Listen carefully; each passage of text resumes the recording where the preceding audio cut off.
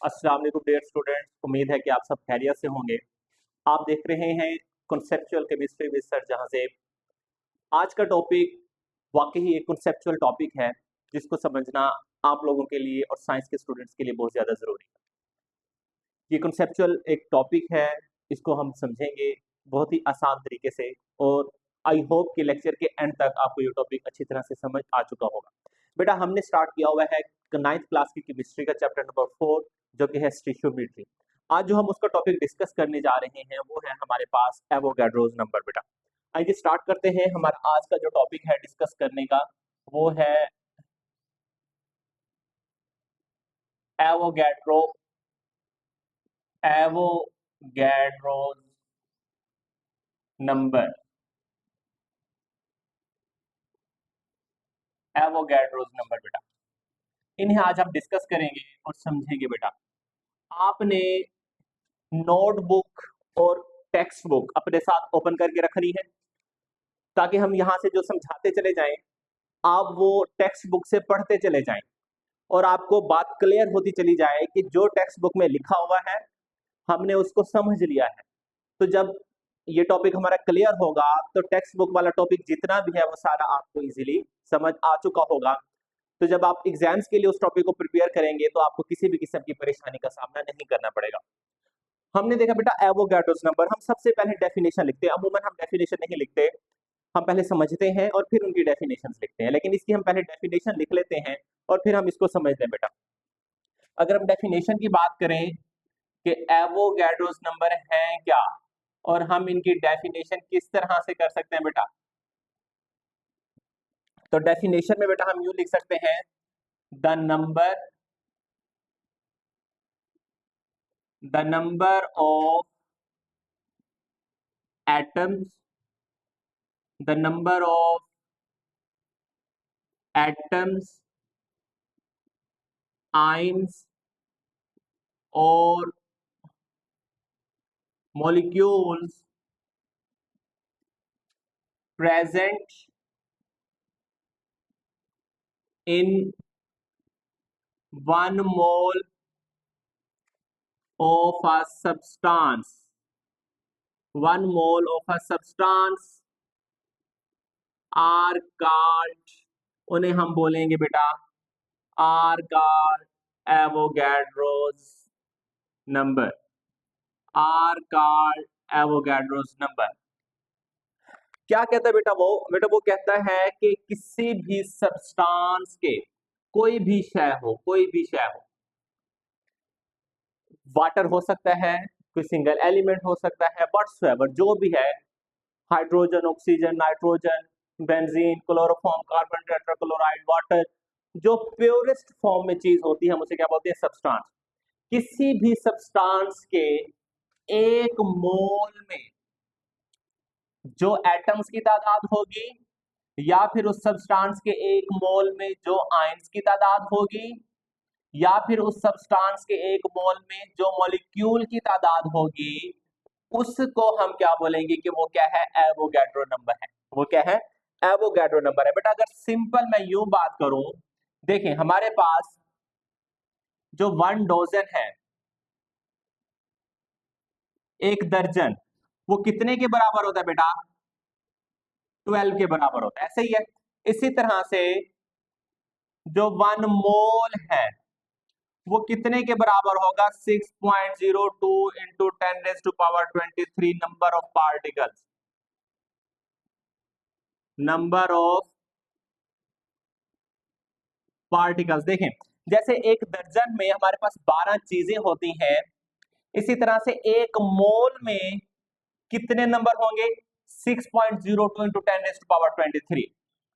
एक दर्जन में जैसे 12 नंबर होते हैं, इसी तरह से एक मोल में हमारे पास इतने नंबर होंगे।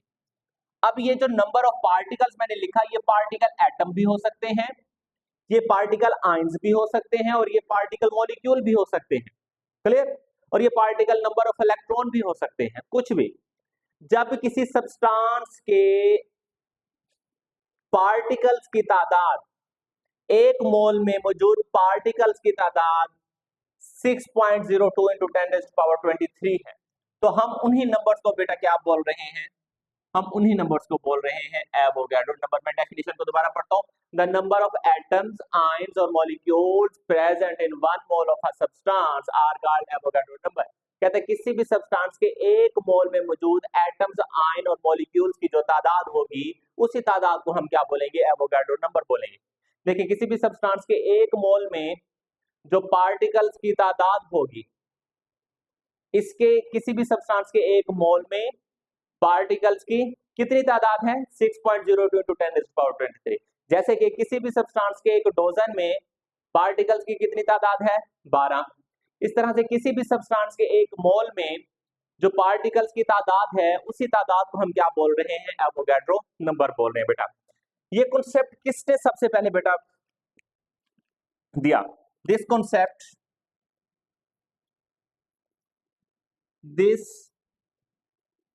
concept was proposed by an Italian chemist। Italy के रहने वाले एक केमिस्ट थे, नाम क्या था बेटा, एमिडो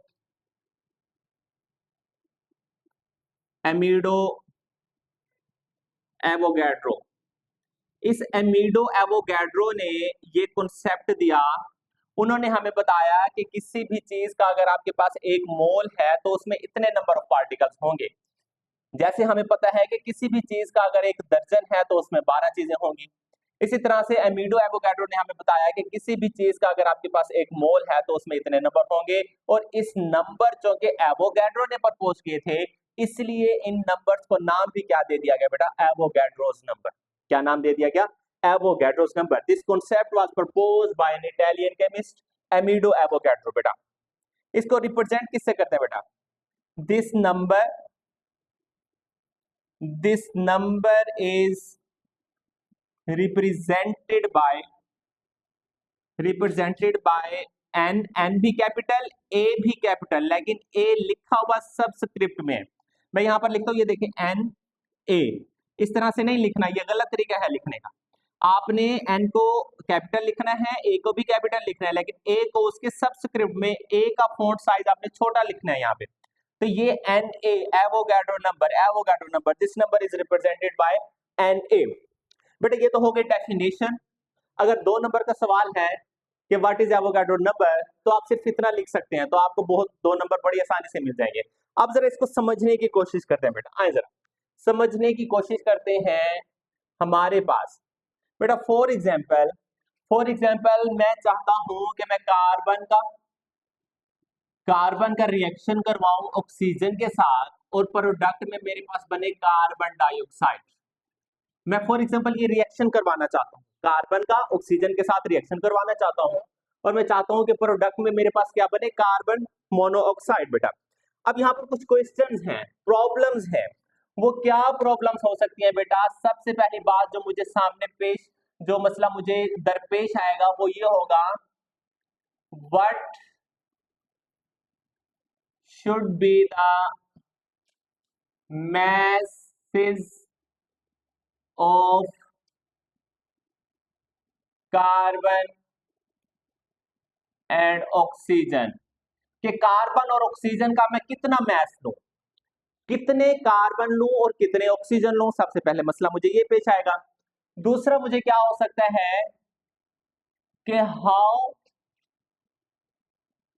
many grams of carbon monoxide will be produced, कि कितनी कार्बन मोनोऑक्साइड प्रोड्यूस होगी बेटा, कि मुझे इस रिएक्शन को करवाने के लिए कितने कार्बन लेने चाहिए, कितने ऑक्सीजन लेने चाहिए, और जब मैं उन्हें ले लूंगा, रिएक्शन कर लेंगे, वो कार्बन मोनोऑक्साइड बना लेंगे, तो वो कार्बन मोनोऑक्साइड कितनी बनेगी।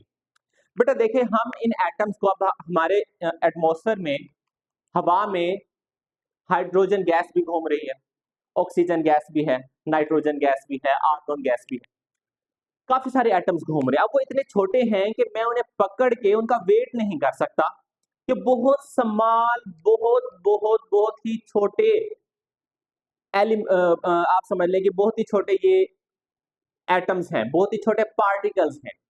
जिनको हमें वेट करना पॉसिबल नहीं है, इन्हें हम वेट नहीं कर सकते। तो अगर हम उन्हें वेट नहीं कर सकते तो फिर हम इनकी मिकदारों को किस तरह से नापेंगे? फिर हमें किस किस तरह से पता चलेगा कि कितना कार्बन चाहिए और कितना ऑक्सीजन चाहिए, जब हम उन्हें पकड़ के वेट ही नहीं कर सकते। जैसे फॉर एग्जांपल, आप इस हवा में ऑक्सीजन गैस है, मैं क्या एक ऑक्सीजन का मॉलिक्यूल पकड़ के उसका वजन कर सकता हूँ? मेरे लिए पॉसिबल है? नहीं है, मेरे लिए पॉसिबल नहीं है। इसी तरह से अगर पानी का एक गिलास ले लूं और मुझे पता है कि जो पानी है उसका फार्मूला क्या होता है, H2O, मतलब उसमें काफी सारे H2O घूम रहे होंगे। अब क्या मैं उसमें से एक H2O पकड़ कर क्या मैं उसका वेट कर सकता हूँ? नहीं, ये मेरे लिए पॉसिबल नहीं है, क्योंकि वो H2O का मॉलिक्यूल बहुत छोटा है जिसको वेट करना नामुमकिन है। इसी तरह ऑक्सीजन का एटम, ऑक्सीजन मॉलिक्यूल, ये भी बहुत छोटे हैं, बहुत छोटे छोटे पार्टिकल्स हैं, इनका भी वेट करना बेटा ऑर्डिनरी बैलेंस से ये पॉसिबल नहीं है। जैसे कि हम कोई चीज तोलने के लिए कोई स्केल इस्तेमाल करते हैं, बैलेंस इस्तेमाल करते हैं, इस तरह से इन एटम्स का वजन हम इस तरह से नहीं कर सकते। तो फिर बेटा ये जो प्रॉब्लम्स हैं, ये जो प्रॉब्लम है, इन प्रॉब्लम्स को किसने सॉल्व किया? These problems these problems was solved by Amado Avogadro। फिर इन प्रॉब्लम्स को किसने सॉल्व किया बेटा? एमिडो एवोगैड्रो से। वो किस तरह से सॉल्व किया बेटा? देखें, अगर मैं इसी रिएक्शन की बैलेंस केमिकल इक्वेशन लिखूं, किस तरह से ये प्रॉब्लम सॉल्व किया, आज जरा देखते हैं। अगर मैं इसका बैलेंस केमिकल इक्वेशन लिखूं, मैं कहता हूं 2CO2 it will produce 2CO, कि दो एटम अगर कार्बन हो और ऑक्सीजन के एक मॉलिक्यूल से जुड़े तो हमारे पास कितने कार्बन मोनोऑक्साइड के मॉलिक्यूल प्रोड्यूस होंगे? दो कार्बन मोनोऑक्साइड के मॉलिक्यूल प्रोड्यूस होंगे। अब ये एटम है, ये एटम है, यहाँ पर दो इसके साथ कोफिशिएंट आ गया, और कितने एटम है? One atom. मैं यहाँ पर लिख देता हूँ मल्टीप्लाइड बाय वन एटम, यहाँ पर लिख देता हूँ मैं वन मॉलिक्यूल, और यहाँ पर लिख देता हूँ मैं टू मॉलिक्यूल। क्या लिख देता हूँ बेटा? Two molecule. एक एटम, एक मॉलिक्यूल, दो मॉलिक्यूल। इसका मतलब अगर एक एटम कार्बन का और उसके साथ टू लिख दिया, दो एटम कार्बन के होंगे, एक ऑक्सीजन के मॉलिक्यूल के साथ जुड़ेंगे तो आपके पास कार्बन मोनोऑक्साइड के कितने मॉलिक्यूल बनेंगे बेटा? दो मॉलिक्यूल बनेंगे। अब चूंकि ये बहुत छोटी अमाउंट है, इसको हम मेजर नहीं कर सकते, इसको मेजर नहीं कर सकते, तो हम लिख देंगे it is impossible, it is impossible. ये इम्पॉसिबल है, क्या इम्पॉसिबल है बेटा? टू मेजर, वजन करना। किस चीज का वजन करना? It is impossible to measure the mass, mass वजन करना। किसके मैस का वजन करना नामुमकिन है? Mass of one atom of carbon, carbon के एक एटम को तोलना नामुमकिन है। इसी तरह से one molecule, one molecule of oxygen, oxygen के एक मॉलिक्यूल को तोड़ना नामुमकिन है। And two molecule, two molecule of carbon monoxide, और कार्बन मोनोऑक्साइड के दो मॉलिक्यूल को मेजर करना भी बेटा क्या है? नामुमकिन है। मैं इसको अंडरलाइन कर देता हूँ, इट इज इम्पॉसिबल, ये बिल्कुल इम्पॉसिबल है कि मैं कार्बन के दो एटम को पकड़ के उनका वजन करूं, ऑक्सीजन के एक मॉलिक्यूल को पकड़ के उसका वजन करूं, और कार्बन मोनोऑक्साइड के दो मॉलिक्यूल्स को पकड़ के इनका वजन करूं। तो फिर हम क्या करें? हम अब ऐसा करते हैं कि इनके एटम्स की तादाद को हम थोड़ा बढ़ा देते हैं। जैसे कि मैंने यहाँ एक एक एटम लिया, इसका एक एटम, इसका एक मॉलिक्यूल, इसके दो मॉलिक्यूल। हम ऐसा करते हैं इसको भी हम यूं लिख देंगे, ये टू इसका कोफिशिएंट है, लेकिन ये है क्या? वन मॉलिक्यूल है बेटा, वन मॉलिक्यूल। अब हम इनका नंबर बढ़ा देते हैं, लेट इंक्रीज देयर नंबर, इनका नंबर बढ़ा देते हैं बेटा, लेट इंक्रीज देयर नंबर। बेटा कितना नंबर बढ़ा सकते हैं? देखें, हमारे पास दो कार्बन है, एक O2 है, और दो कार्बन मोनोऑक्साइड। पहले हमारे पास एक एक एटम था, हम ऐसा करते हैं 100 बढ़ा देते हैं, 2 मल्टीप्लाइड बाय 100 एटम्स कर देता हूं। यहाँ पर एक मॉलिक्यूल था, मैं इसको 100 मॉलिक्यूल कर देता हूं। यहाँ पर एक मॉलिक्यूल था, मैं इसको 2 मल्टीप्लाइड बाय 100 मॉलिक्यूल कर देता हूं। इसका मतलब ये कि 100 कार्बन को अगर मैं पकड़ लूं, 100 कार्बन को उठाऊं तो उनका वजन मैं कर सकता हूं, लेकिन ये भी पॉसिबल नहीं है। इसको नंबर को थोड़ा और बढ़ाना पड़ेगा। फॉर एग्जांपल मैं ऐसा करता हूं, इसको 10,000 तक बढ़ा देता हूं। कार्बन, कितने कार्बन के एटम्स ले लेता हूं? 10,000। इसी तरह से मैं ऑक्सीजन के मॉलिक्यूल भी कितने ले लेता हूं बेटा? 10,000 मॉलिक्यूल। इसी तरह से कार्बन मोनोऑक्साइड के भी कितने मॉलिक्यूल? 10,000 मॉलिक्यूल। इसके भी इंक्रीज कर देता हूं, इसके भी इंक्रीज कर देता हूं। लेकिन बेटा अभी भी इतने नंबर्स बढ़ाने के बाद भी अभी भी इनका वेट करना क्या है बेटा? नामुमकिन है। तो फिर मैं नीचे लिख देता हूं, इट इज स्टिल इम्पॉसिबल। ये अभी भी नामुमकिन है। It is still impossible. क्या चीज नामुमकिन है? टू मेजर, वेट करना, मापना। It is still impossible to measure their masses. It is still impossible to measure their masses. अभी भी इनको इनका वजन करना नामुमकिन है। तो बेटा इसका मतलब ये हुआ कि हमें कुछ मजीद और नंबर बढ़ाने पड़ेंगे। वो और नंबर हम ज्यादा से ज्यादा क्या बढ़ाएं?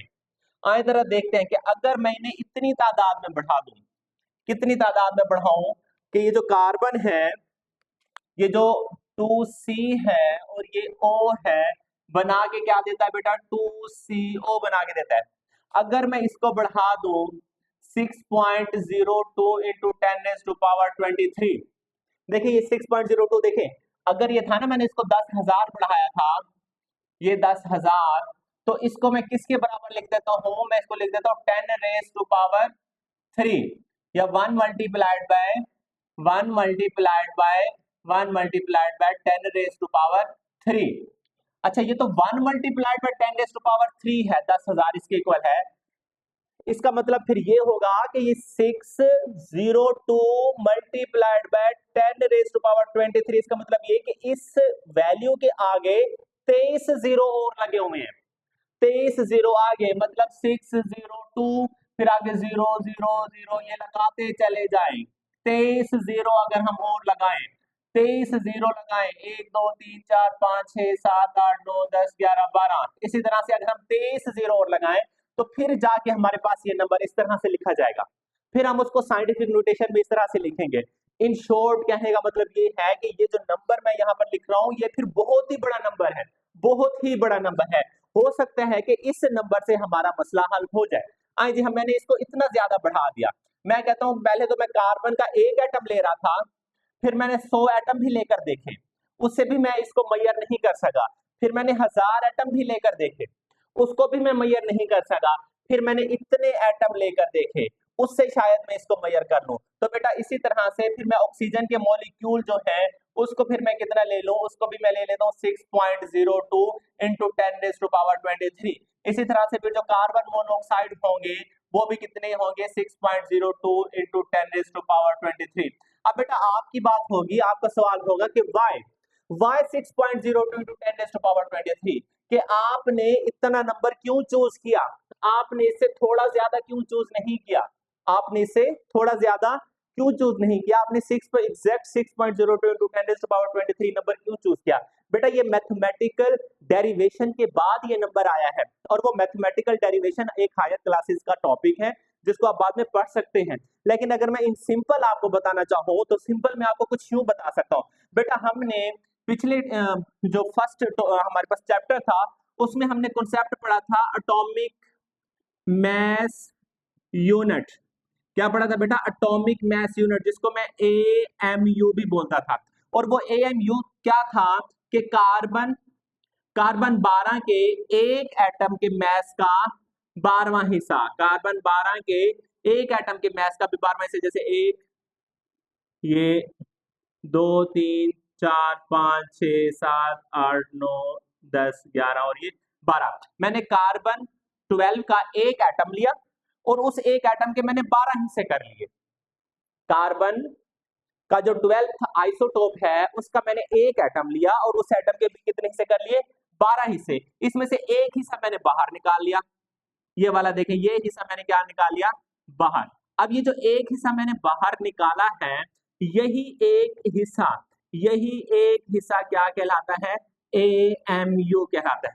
यही एक हिस्सा क्या कहलाता है, AMU। ये 1/12 है, 1/12 पार्ट, मतलब 12वां हिस्सा है किसका, कार्बन 12 का, और वो क्या कहलाता है बेटा, AMU। अब बेटा मैं अगर ऐसा करूं कि मैं तराजू में एक पलड़े में मैं AMU रखूं और एक पलड़े में मैं कुछ और रखूं बेटा, तराजू में अब मैं ऐसे AMU रखता चला जाऊं।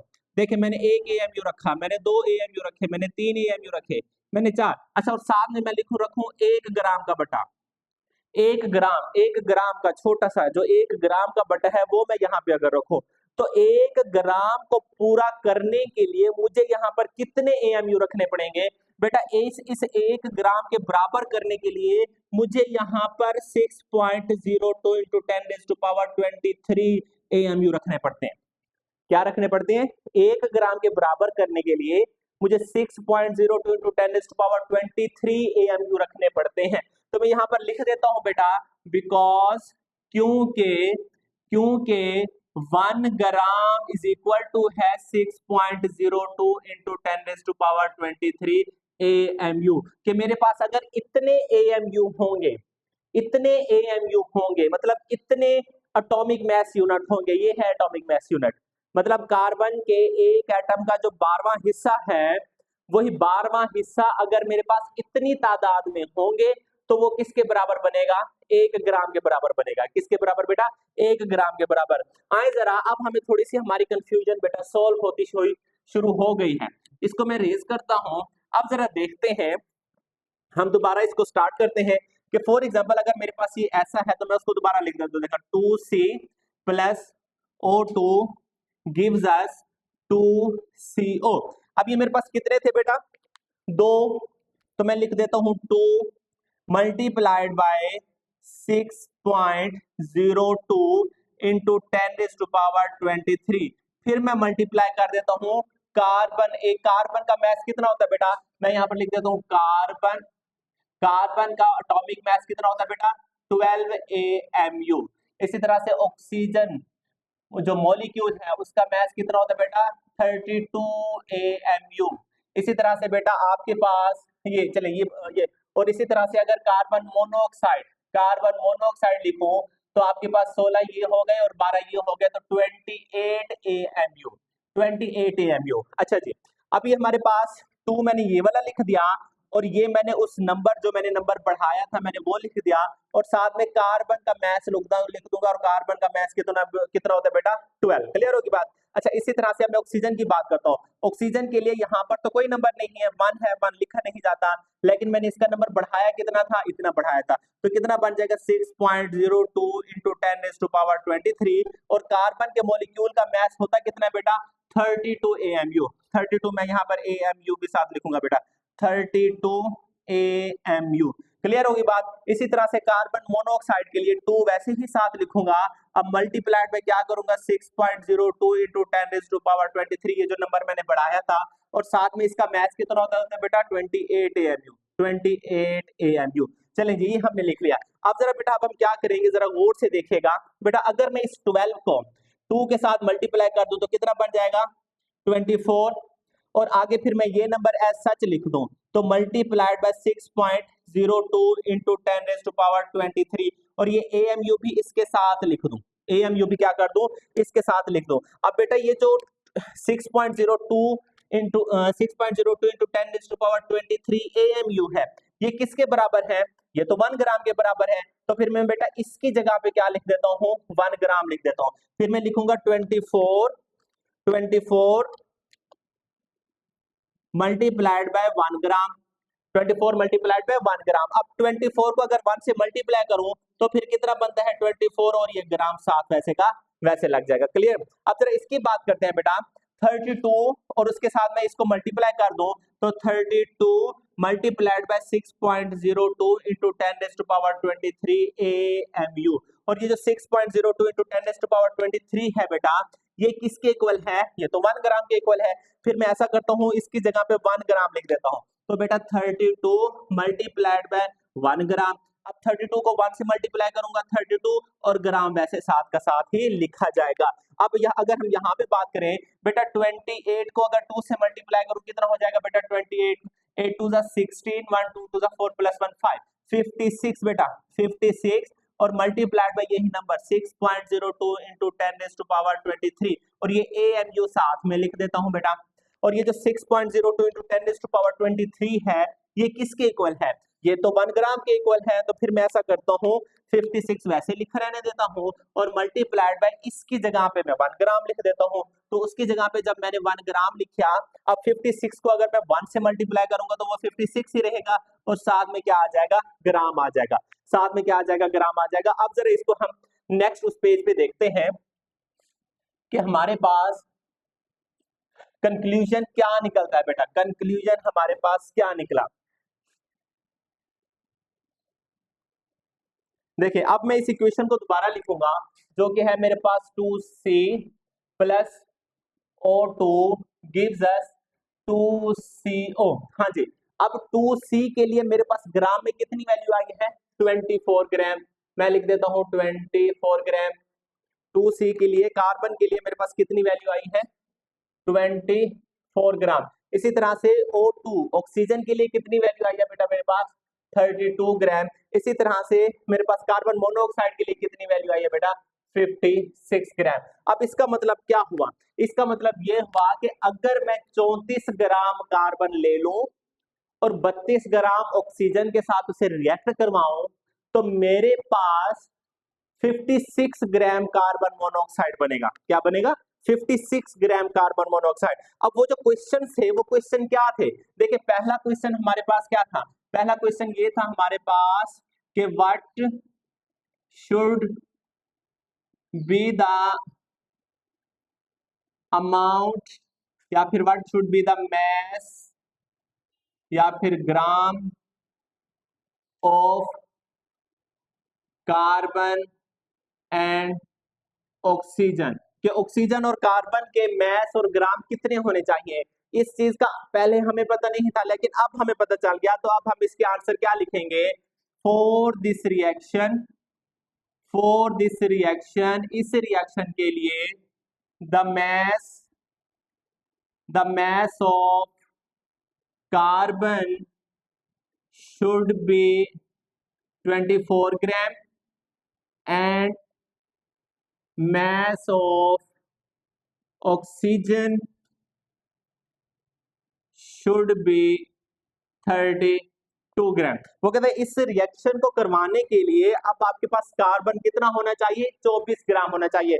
24 ग्राम को मैं तोल सकता हूं या नहीं तोल सकता? बिल्कुल बेटा ये पॉसिबल है, मैं 24 ग्राम को तोल सकता हूं। लेकिन उस एक एटम को तोलना मेरे लिए मुश्किल था। उस एक एटम को मैं नहीं तोल सकता था। इसी तरह से एक ऑक्सीजन के मॉलिक्यूल को भी नहीं तोल सकता था। लेकिन अब उस वक्त भी मैं यही रिएक्टेंट ले रहा था और यही प्रोडक्ट्स बन रहे थे, लेकिन उस वक्त इन्हें तोलना मुश्किल था क्योंकि अमाउंट बहुत कम थी। अब मैंने अमाउंट को इस हद तक बढ़ाया है, इस वैल्यू तक बढ़ाया है कि अब मुझे उनका वेट करना क्या आसान हो गया। तो अब मैं 24 ग्राम इसे तोड़ सकता हूं और 32 ग्राम इसे भी तोड़ सकता हूं। तो जो हमारा पहला क्वेश्चन था what should be the amount या फिर व्हाट शुड द मैस या फिर grams of the carbon and oxygen, तो उसका आंसर क्या होगा? For this reaction the mass of the carbon should be 24 ग्राम। कि अगर मैं ये रिएक्शन करवाना चाहता हूं तो मुझे कार्बन कितना लेना पड़ेगा? 24 ग्राम लेना पड़ेगा। इसी तरह से मुझे ऑक्सीजन कितना लेना पड़ेगा? 32 ग्राम लेना पड़ेगा। अच्छा जी, तो साथ में हमारे पास एक और क्वेश्चन था। वो क्वेश्चन क्या था बेटा? What should be the amount of, एक और क्वेश्चन था what should be the amount of carbon monoxide will be produced. Carbon monoxide की कितनी अमाउंट बननी चाहिए हमारे पास? ये कितनी अमाउंट बनेगी बेटा?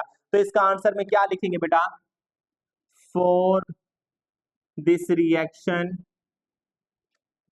The carbon monoxide will be, या फिर for this reaction 56 gram of carbon monoxide will be produced. कि इस रिएक्शन में कितनी कार्बन मोनोऑक्साइड बनेगी? 56 ग्राम कार्बन मोनोऑक्साइड बनेगी बेटा। बेटा ये तो एक समझ लें कि बहुत ही इनिशियल टॉपिक है एवोगाड्रो नंबर का और समझाने का। इसके बाद का जो हमारे पास टॉपिक है वो है हमारे पास मोल। मोल जब हम पढ़ेंगे तो फिर हमें एवोगैड्रो नंबर से खेलने का मजा आएगा। और जब हम इसी चैप्टर के एंड में जो आपके पास न्यूमेरिकल एग्जांपल्स दी गई हैं, उन न्यूमेरिकल एग्जांपल्स को जब हम करेंगे तो फिर भी आपको एवोगैड्रो नंबर के साथ खेलने का बहुत ज्यादा मजा आएगा। अभी तक आपने ये बात ज़हन में रखनी है कि एवोगैड्रो नंबर था क्या, 6.02 to 10⁻23। डेफिनेशन, रिप्रेजेंट किससे करते हैं, और ये एवोगैड्रो नंबर का कॉन्सेप्ट डेवलप्ड क्यों किया गया, ये सारी बात इस पूरे लेक्चर में बेटा हमने डिस्कस की है। क्योंकि मैं अब उसकी एक समरी आपको बता देता हूं, क्योंकि जो एटम्स हैं, आयंस हैं या मॉलिक्यूल्स हैं, वो बहुत बहुत बारीक पार्टिकल्स हैं। उन्हें हमें 1, 2 या 3, 4 की तादाद में, हजारों की भी तादाद में उन्हें मेजर करना हमारे लिए मुश्किल होता है। तो फिर हम उनके लिए एक ऐसा नंबर सिलेक्ट करते हैं जिस नंबर के साथ हम उन्हें मेजर कर सकते हैं, जिस नंबर की वजह से हम उसे आसानी से मेजर कर सकते हैं। और वो किस तरह से मेजर कर सकते हैं, मैंने सारी बात आपको समझा दिया बेटा। इस लेक्चर को 2 से 3 दफा जब आप सुनेंगे तो इंशाल्लाह आपको ये एवोगैड्रो नंबर का जो कॉन्सेप्ट है बेटा, ये क्लियर हो जाएगा। और जो नेक्स्ट टॉपिक है उसमें हम डिस्कस करेंगे कॉन्सेप्ट ऑफ मोल, के मोल क्या है, और एक्सरसाइज से रिलेटेड जो क्वेश्चन है बेटा उन्हें भी सोल्व करने की कोशिश करेंगे। तब तक के लिए गुड बाय।